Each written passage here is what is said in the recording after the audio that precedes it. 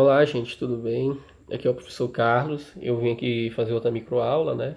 Vou dar continuidade ao assunto de pré-história, que a gente falou só do Paleolítico e Neolítico, vim falar da Idade dos Metais, e fazer aqui uma pequena introdução sobre a Mesopotâmia, né?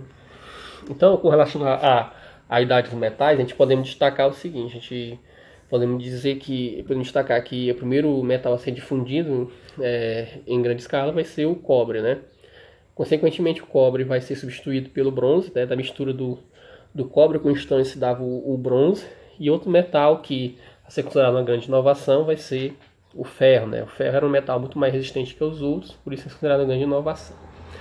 A gente já comentou aqui, né, que no final do Neolítico, quando o homem se tornou sedentário, né, foram surgindo as vilas, e consequentemente essas vilas foram se juntando, se unindo, né, e formando as primeiras cidades, né? Com o surgimento das primeiras cidades, né, a civilização crescendo, foi se tornando cada vez um ambiente muito mais complexo de se viver. Então começou a surgir a figura do líder, né, os primeiros reis, né, começaram a surgir nesse contexto, né, para organizar os trabalhos, né, e por aí vai. Alguns dizem que a figura dos líderes começaram a surgir através das guerras, né? Como as guerras eram bastante comum, você precisar de alguém para liderar os exércitos, mas isso é só uma teoria. Nós podemos destacar aqui também na Idade dos Metais, o surgimento da civilização, né? Uma sociedade foi se tornando complexa, né? Foi surgindo o que divisão de classe, né? Formação do Estado, que já foi destacada aqui, né? As classes foram dividindo em grupos, né? Cada vez mais essa cidade mais complexa foi dividindo em grupos, né? Grupos mais privilegiados e outros menos privilegiados, né? Os dominadores, né? E os dominados, nesse caso. Outra inovação das metais começar também a ser a utilização de registros, né? Para poder registrar aquilo que acontecia, somente com relações comerciais ou aquilo que acontecia nos templos, né? Os sacerdotes recebiam doações, né? E eles eram obrigados a registrar aquilo que entrava também, né?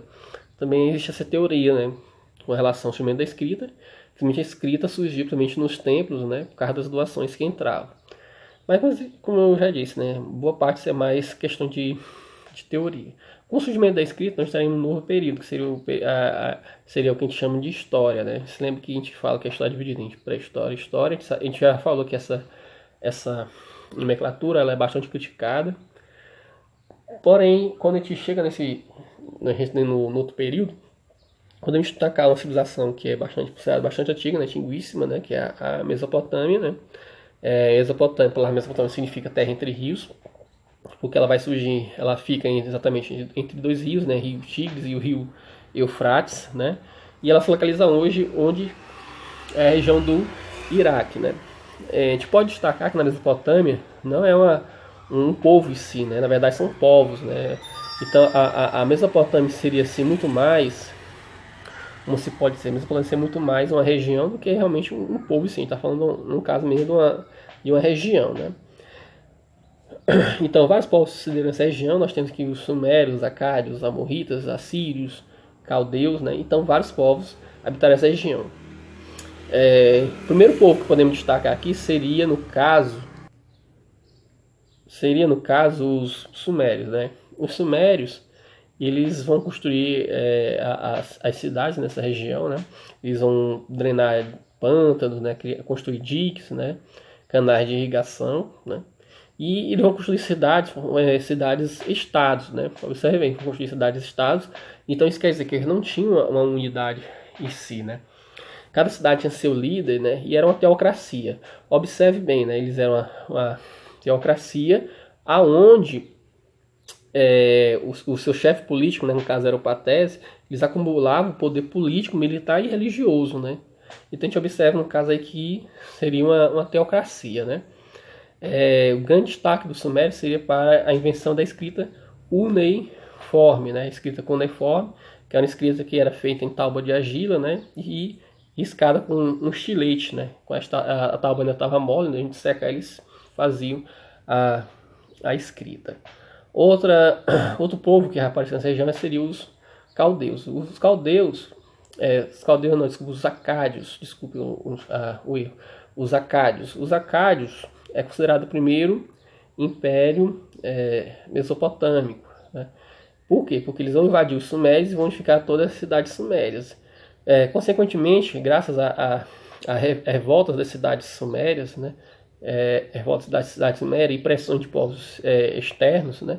Vai fazer com que o Império Acádio acabe chegando ao fim, né? Exatamente chegando ao fim, e nós teremos aqui um pequeno ressurgimento das cidades sumérias.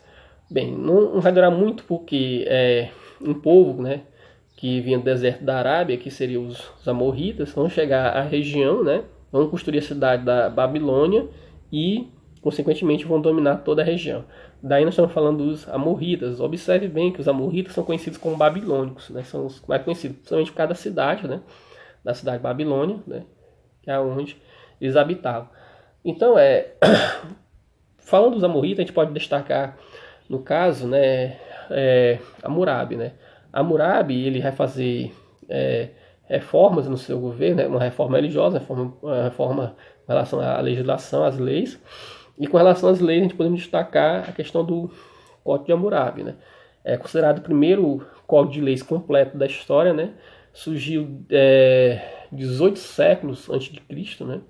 Então era um código que tinha 282 artigos e ele falava de regulamentar a vida social, falava de propriedade privada, tudo, e punições, né? Com relação a crimes. Com relação às punições, ele dizia que a punição deveria ser igual, equivalente ao crime em si cometido, né?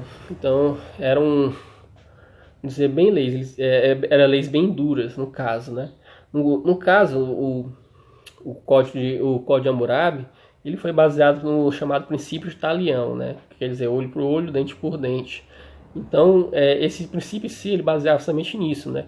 Que a pena em si deveria ser igual, assim, equivalente ao crime sim cometido, né? O que você fizer comigo, eu tenho que fazer igualmente com a pessoa que fez a mesma coisa que fez comigo, né? Então isso seria um breve resumo. Na próxima aula a gente vai continuar falando um pouco mais sobre os outros povos mesopotâmicos, né? No caso, os assírios, né? Os assírios e os caldeus. Então ficamos por aí. Qualquer coisa é só entrar em contato.